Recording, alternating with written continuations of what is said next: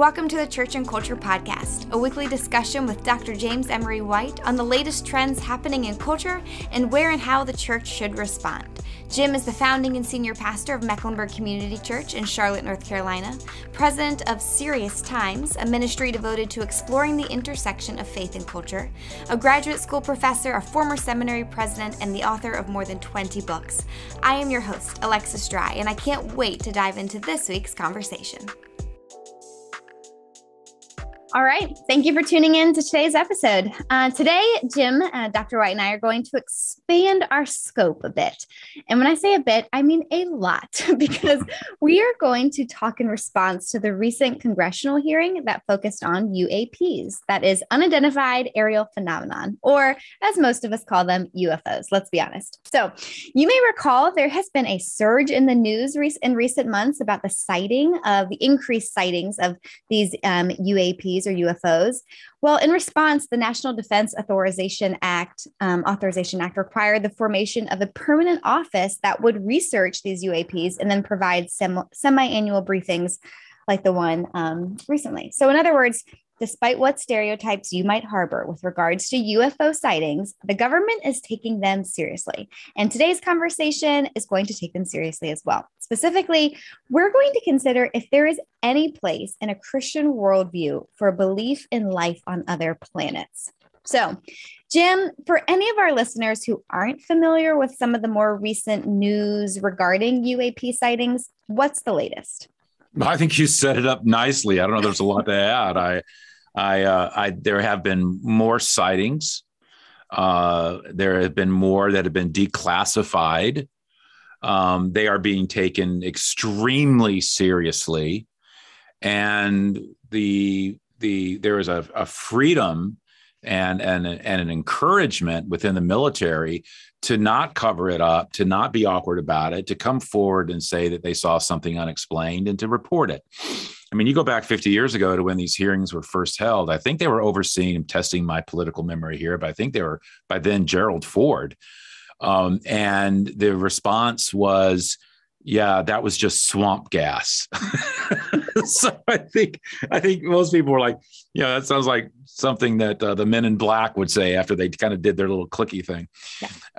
But it is taken much more seriously now. And they have found, I believe that they started this latest congressional hearing with at least 17 clearly documented, filmed phenomena that had no explanation. There was no known propulsion. They were doing things that defied the laws of physics and that we know, or at least defied all technology we have. And so it is being taken very seriously.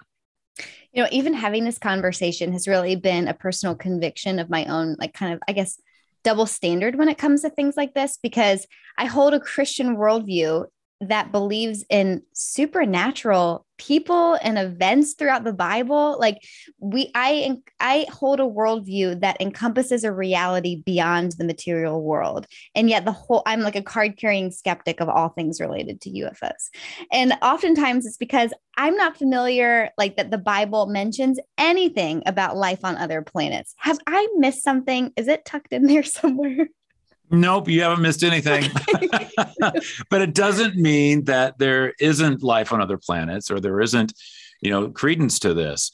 What the Bible gives us is necessary knowledge. It does not give us exhaustive knowledge. And I think sometimes it's important to remember that just because the Bible is silent on something doesn't mean it's condemning something, doesn't mean it's affirming something. It doesn't mean it's acknowledging or not acknowledging something. The Bible simply gives us necessary knowledge, particularly related to salvation and our relationship with God. It does not give us exhaustive knowledge. And I've often said, right or wrong, that to assume we're the only creation God made to have a relationship with, and whether that means in this universe or dimension or all dimensions and potential, verses, it's almost arrogant to assume we're it. Like, why would he limit himself to just that? Why would the God of unlimited love and unlimited capacity limit creation to be in relationship with to this small planet of a few 100 million souls out of all of the creative expanse and possibility that exists within him. Maybe because we're enough of a headache. Well, that's better than saying maybe it's because we were plenty for him and he's satisfied. Either way. Well, I think, okay, so if we take that into consideration, right, that there could be implications beyond the planet Earth, I feel like there are 1,000 questions that I could then ask. I'm going to ask a couple of them, but of course I'm going to limit myself. But let me start with this, because there are several religions that contend that life on Earth didn't originate here, that it came from other planets or other beings. Are you saying that there actually could be some truth to that? I think there are. I don't know about other religions per se. Certainly philosophers and scientists say that. Let's go back a little bit and let's put it this way. The great argument that is often made through Christian apologetics for the existence of God is a simple question. So where did life come from?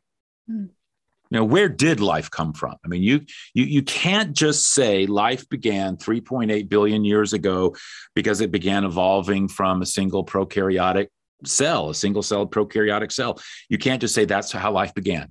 We began evolving from that single prokaryotic cell. Where did that single prokaryotic cell come from and the life of that single prokaryotic cell?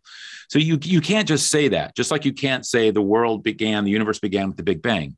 You have to ask yourself, so where did the stuff that got banged come from and who made it bang? I mean, you can't have something from nothing. You can't just say it started with the bang.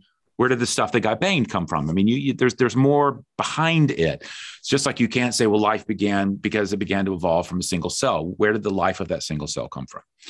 So when you have to ask yourself, how did those first bacteria come to life, particularly since you can't have life from non-life, it really does force anyone who is thinking to have to come up with some type of solution. Well, what many will say, and I think this is why scientists might be good scientists, but they're poor philosophers, is they'll say, well, we believe panspermia. And that's their word, panspermia, meaning that we were seeded, life was seeded here from another planet, whether that was through a meteor that came through that had some kind of living cell on it, or some type of extraterrestrial life that planted it here. Panspermia is a leading theory. Of course, the dilemma with that is you haven't answered the question. Where did life come from? You can say we were seeded by another planet or being, but where did that life come from? Let's just say it was seeded from a meteor from Mars. Where did the life on Mars come from? I mean, you haven't answered the question. And so I do think that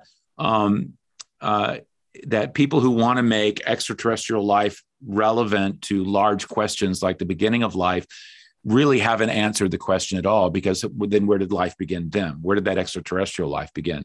And so you're still left with that fundamental question, even though some people might want to use for Earth that it began through panspermia. Okay. Well, here's my next question then, because much of the biblical narrative is focused on redemption, and specifically the redemption that followed the initial fall of humankind. We're familiar with Adam and Eve eating that forbidden fruit. But if there is life on other planets, could it be possible that there could have been a human race who did not fall? That I don't know, that there could be like a perfect human race on another planet somewhere. All right, young lady, you've been reading C.S. Lewis too much. Yes, or the Space Trilogy. Yes, the Space Trilogy, and the second one in particular, Perelandra. Mm-hmm. And in that particular installment, Perelandra, the main character, Ransom, goes to this planet. Perelandra is sent there, and there's just two people that live there, and an Adam and Eve type figure. And the whole planet is covered with this sweet kind of water, and all of it is like islands, and they have, and they kind of move around because they're on the water, but they've got plant life and animal life and all that. And the one thing that God has said to them to not do is there's one large rock outcropping, kind of like a mountain outcropping on the planet that is land. And the one thing was, don't go sleep there. Don't go live there. Do anything else you want. Just don't live there. Akin in a science fiction or fantasy way that Lewis was saying, just like there's original Adam and Eve, don't eat from the tree. And it could have been anything, and that's his point. I think it's a good point. Don't eat from the tree. Don't sleep on that rock. Don't do this. It's like the one thing that's going to determine whether you're going to obey me and follow me and have me lead. And in that particular fantasy, they choose not to fall. Mm-hmm. They choose not to sleep on the island. And so you do have this wonderful, fantasy exploration of what it would be like to be on a planet where the people didn't fall. And so, yes, I do think that is, a theoretical possibility. And so, yeah. Okay. Well, then let's talk about Jesus, because I think a lot of people limit their scope and understanding of Jesus to just what he did during his time on earth. But if it were possible for humankind not to have fallen, would there be like, let's say that this other world in Paralandra could actually exist somewhere? Would Jesus have any role there? See, you bring up something that is intriguing to me as a theologian and also as a pastor in terms of working with people and as a theologian and teaching my graduate students. There is this sense within a number of Christians where they feel like the story of Jesus began with a birth in Bethlehem. And they get a little bit better about after the ascension because they know there's a second coming, and they've read a little bit in Thessalonians and in Revelation in terms of Jesus coming back, but they really don't know a lot of what he's doing between now and then, or if there is much that he's doing between now and then. And they have no sense of the pre-incarnate Christ, the second person of the Trinity, the Son of God who existed long before taking form as a human named Jesus. And so just because there isn't the need for a redemptive act on a planet, this hypothetical, just because there's not a need for another sacrificial act or whatever redemption would mean for that particular situation. I mean, you still have God the Son, the second person of the Trinity. And in the scriptures, God the Son was active in creation and active in all kinds of things and throughout the Old Testament. And you have all of these sometimes they're called Christocentrisms and other things where like, is this a Christ event that you're seeing, Christ active? But you do have the second person of the Trinity alive and well and functioning and the way the second person of the Trinity has always functioned prior to and after the 33-year-old life on this planet that was redemptive in nature. Okay.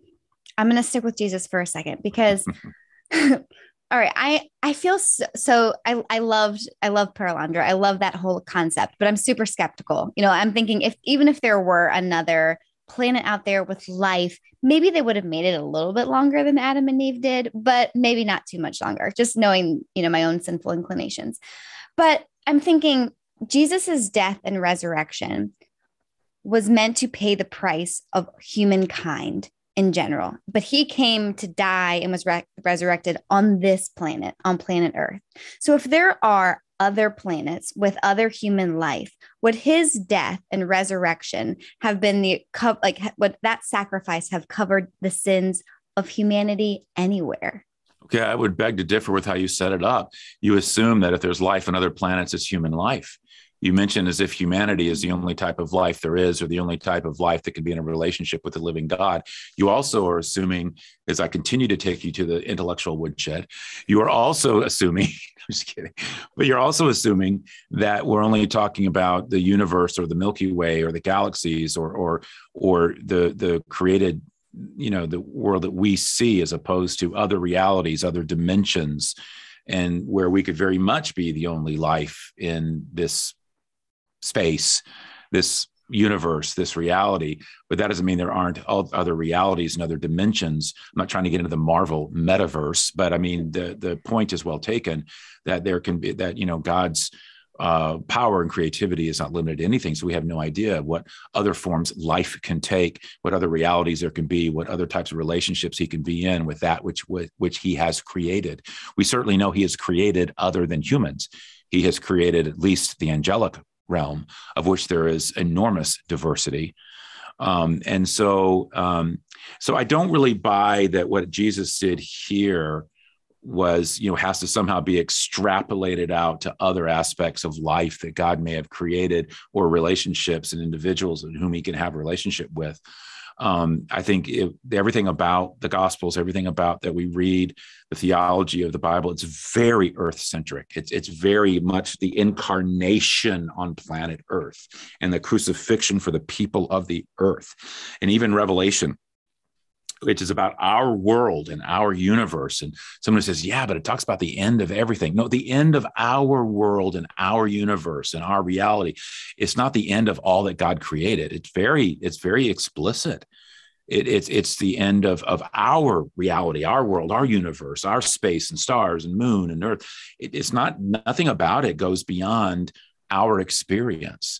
And so if someone says, so you're saying that there could be other whatever realities, universes, dimensions, where maybe there could have been some, a sin where Jesus needed to somehow be a redemptive sacrifice. Yes.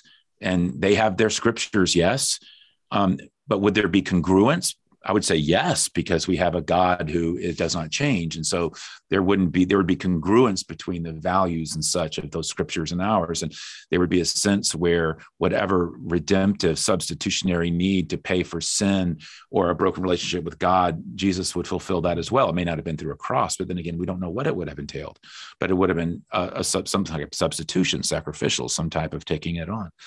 So I think that there needs to be, from my perspective, and I'm teasing you, and I'm not saying you don't have this, but I do think from my perspective, there needs to be a theological humility, and also humility about where I stand in relation to all that God has created, and that I do not know all that has been created beyond our reality.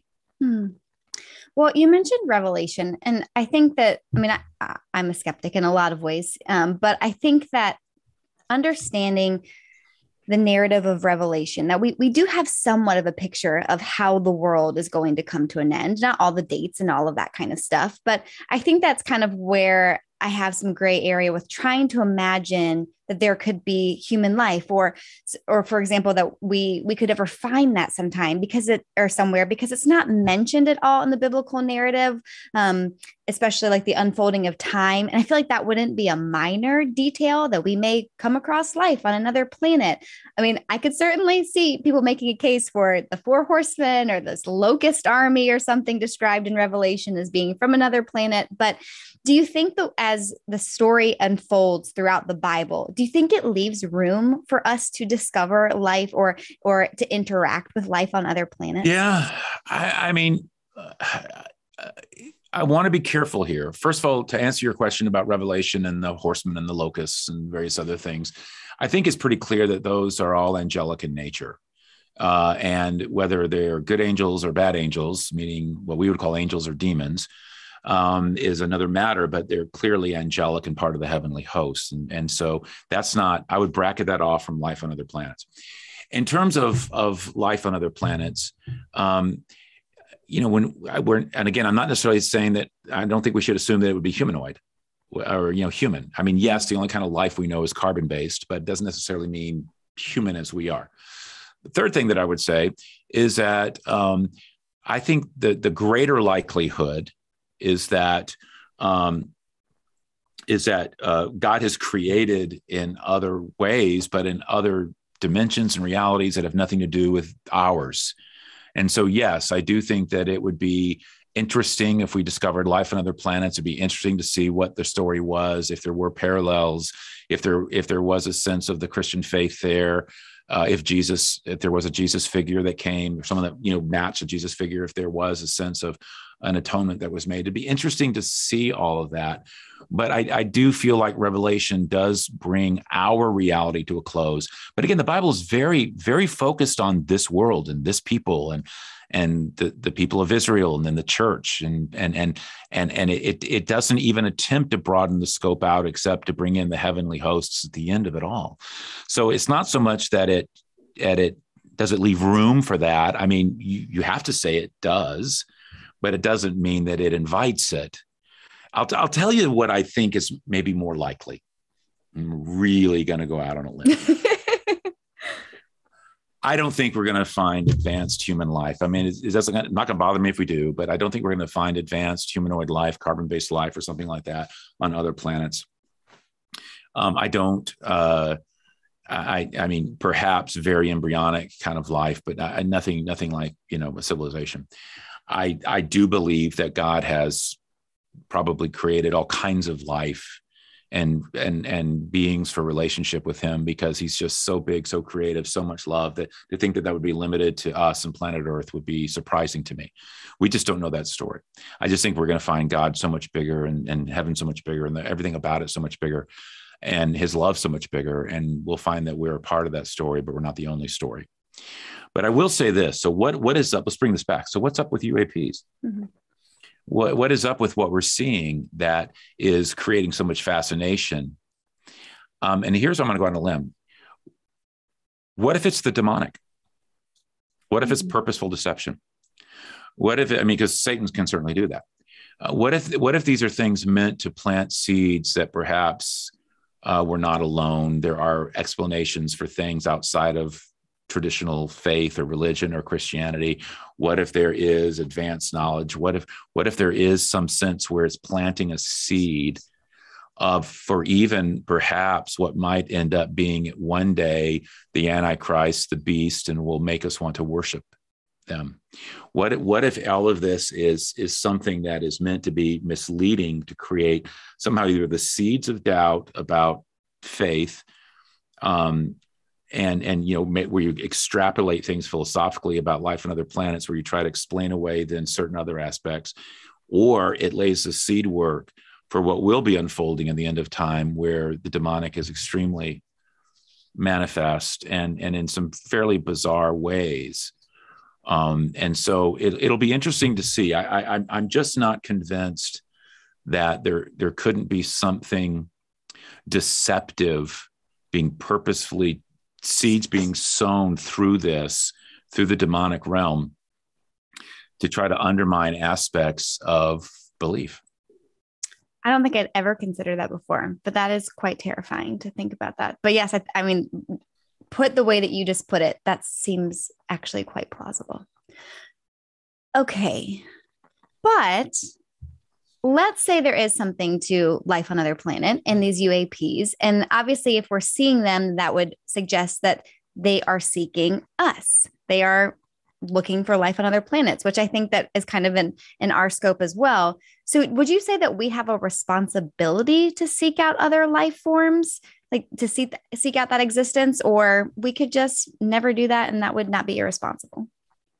No, I mean, I'm such an old Star Trek fan. I mean, I'm talking like the old original one, to boldly go and explore, that I love the idea and I have no problem with that. I think we have a responsibility to steward creation. And I think that stewarding of creation is not limited simply to Earth. And I think that, if there's other life forms, it would obviously be fascinating to interact with them. But again, I would put it into the wider context of the other things that we've said here. And so I don't think there's any rules against it or anything that's verboten or anything that would be, forbidden there. I mean, whatever, if we as Christians would say they too were created by God and would have, some aspect of a soul and ability to relate to him. And if they're thinking, salient beings, sentient beings. So, it would just be, in that hypothetical, of course. Okay. I have one last question, and this is purely for fun. So don't feel like you have to think too deeply about this. But for those listeners who don't know this, so aboard the Voyager spacecraft is this type of time capsule, and it's called the Voyager Golden Records. And it contains 2 phonographic records with images and sounds, a whole score of things that are meant to, in the event that they ever come across extraterrestrial life, it's meant to communicate to them about humanity, about what life on Earth is like, what our planet is like. So here's my just for fun question. If you could have included anything on that record that maybe communicated something about an important truth about God, what do you think you would have put on there?